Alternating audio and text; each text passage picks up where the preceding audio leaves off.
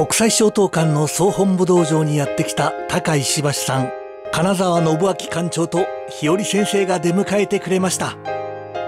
若い頃に国際商東館の一員だった高さん、嬉しそうですね。第20回東京都の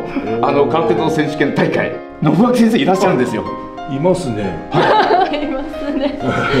あ、本当だ。本当にそうなんですよ。わあ、だから金沢先生の息子さんが出てるんだっていうんで、おそらくみんな見てたと思うんですよね、この時は。はい、この時は勝つことで必死だったと思います。そういえば高さん、金沢博和先生にお会いしたことがあるんですって。昭和58年、1983年の全日本大会の前に合同練習会っていうのがあったんですよ。でこれどこだったのか僕覚えてないんですけど、北里大学当時、そうですね、よく、利用させていただきましたね。の武道場かなんかがあって、でみんなでこうやってて、そしたら確か冬だったのかな、ベージュのなんかトレンチコートをこう着て、なんか2階席みたいなのがあったのかな、忘れたんですけど、で上から広川先生が来て「押す!」って言って、みんなで「押す!」って言ったのを覚えてるんですよ。でなんでしょう、その教則本とかでもうずっとねお写真拝見してるその金沢先生がベージュのトレンチコートでもうダンディーにこう着て「おーす!」って言ってくれたのがもう感激しちゃって僕いやそれ、いやもうやっぱ世界の金沢来たみたいな感じになって、でいや俺はこのねその一員としてちょっとやってるんだみたいなのをものすごい覚えてて、でその後に僕が日本空手道昇進会というところでお世話になって、新宿の連盟の色で役員もやってたんですよ。でその時に確か体育協会の偉い方が亡くなって、これ早稲田じゃない、あそこ神楽坂の岸母神社だったかな、すみませんちょっと場所は忘れちゃったんですけど、お葬式があった時にで僕もその誘導員というか係員をやってたんですよ。そしたら広川先生こうやってやってこられて、で僕もうわーっと思って思わず「押す!」って言ったらもうご苦労さんみたいな感じでも笑っていただいて「おーす!」って言ってくれて、そうですか。いやなんて優しい先生なんだろうと思って、それをいまだにこの2つはものすごい感激した記憶があるんですよ。もう誰にもなんだろう、僕みたいなもう知らないっていうか、おそらく僕は知ってるけど広川先生はご存じないですよ僕のこと。でその時は「押す!」って言ったらもう「おーす!」ってちょっとね東北ちょっとアクセントチックな平安初段っていう感じのアクセントで似てますよね。いえもうね本当感激した記憶がもうだってもう40何年ぐらい経つ40年ぐらい経つんでしょうけど、いまだにもう本当にもう昨日のことに覚えてるんです。それはそのベージュのトレンチコートでこう着て「押す!」って言ってくれたのと、僕が係員やってて金沢先生の立つのだから黒いネクタイされてたんでしょうね。で僕が「押す!」って言ったら「押す!」ってもう本当に素晴らしい先生だったなっていう。はい、そのフレンチコートっていうともよく取材とかでも撮って、そうなんですよ、写真でもありますので、気に入ってきてましたよね。いやダンディーで本当にかっこいいなと思って。やばい、ちょっとあれだね、なんか感極まってきちゃったいやでも父のことはね、もう本当にいろんな方から聞いて、なかなか海外に出てたことが多かったものですから、接する時間も少なかったんで、こうやって皆さんが父のことを話してくれるということは非常に私としても嬉しく思っております。だからぜひもっともっと話していただいて聞きたいですけど、信明先生は大学に入られてからそうですね、空手をでも最初はちょっとちっちゃい頃やられてたんですよね。やってました。それこそ恵比寿にある統一館の道場に小さい時、あそこのマンションに住んでましたから。なるほど、そうか、それ地下が道場だったんですね。で6階が中山先生が住まれてて、でその下に私たちが住んでたんですけど、その時には道場には通ってたんですけど、やっぱ弟と一緒に通ってたので、どうしても稽古中なんかねふざけたりとかなんか喧嘩したりするともうやっぱりね途中で正座させられて、で昔はね正座って言ったらもう稽古終わるまで正座させられたしほとんど稽古してた記憶がな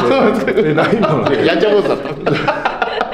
でその時がいない時はねちょっとサボったり気が乗らないものだったですから、遊び行っちゃったりとか。そうですね、でも道着が濡れてない後でバレちゃう、母親にバレて怒られてましたけどあれ、お母様の話ってあんまり僕聞いたことはないんですけれども、お母様は空手を別にやってらっしゃる。千葉に引っ越して、千葉に引っ越して、そこで、小学校の体育館借りて、今もそこを使ってやらせていただいてるんですけど、そこでやった当時は、母も手伝ってやってました。ああ、そうなんですか。厳しい方だっ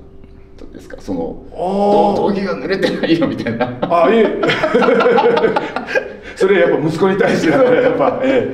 道場行ってきたよっつっても道着濡れてないからそれバレますよそういったことでやっぱバレましたけども、でも母親もちょっと早くに亡くしてですね、私が中学2年の時ですよね、他界しまして、やっぱりそれからそうですね、父もやっぱ海外出ててね、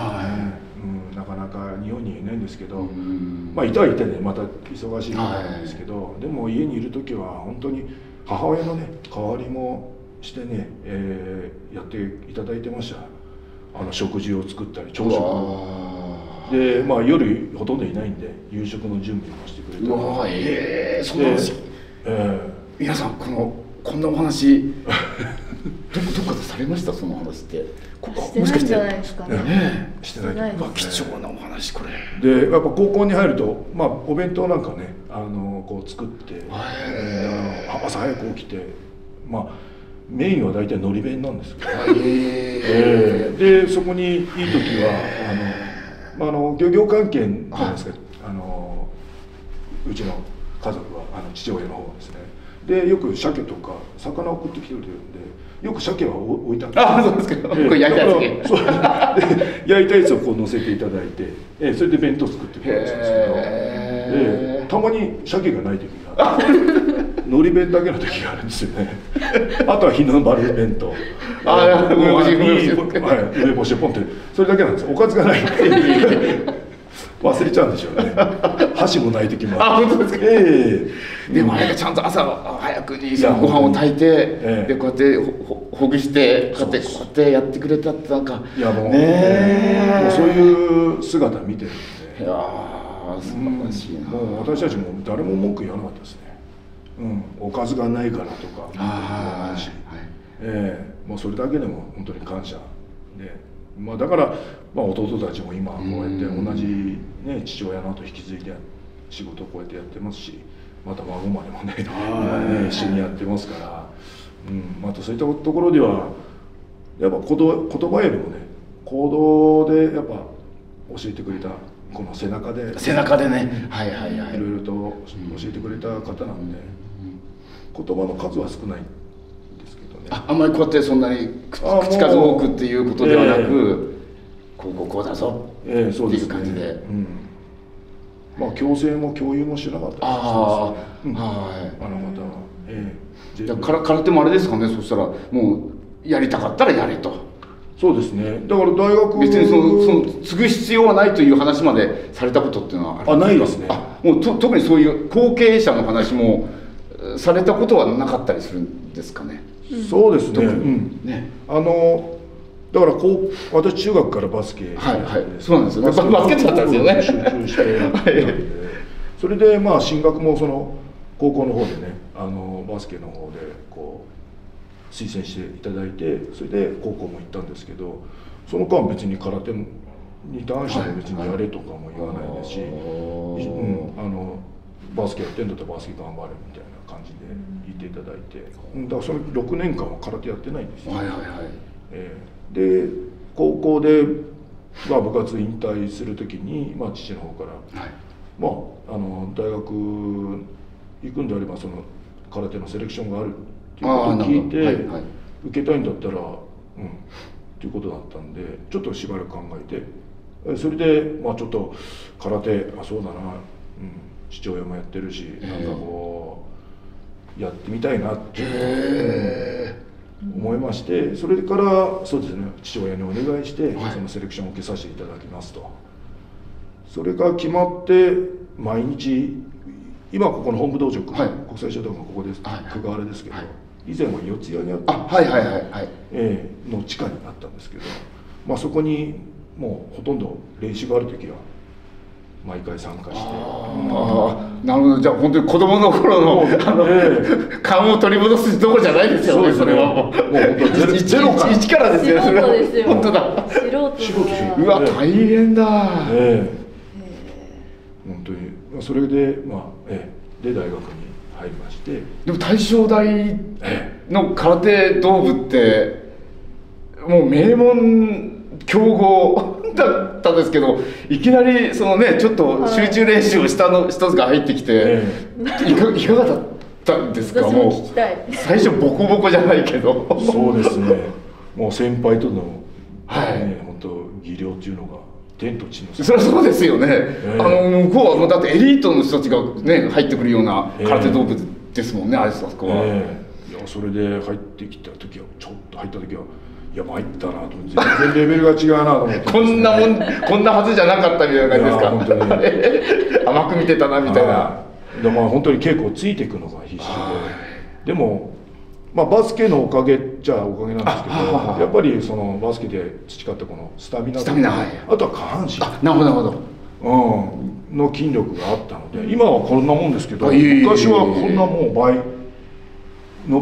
太ももを持ってましたから。まあ、そういった基礎的なものがしっかりとできてたんで、まあ乗り越えられたのかな。だから本当に恥もかきましたよ。いやまあそれはそうですよね。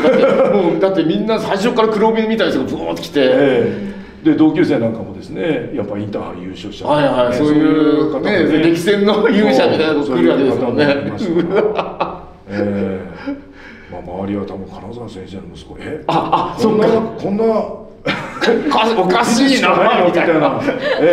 実力しかないのみたいな感じで思ってたと思いますけど、だからもう必死に稽古についていって、でもう本当に追いつこうと思って、もう稽古終わった後でもで部が休みでも、まあちょっと道場その大学の一人で稽古して、やってた記憶がありますね。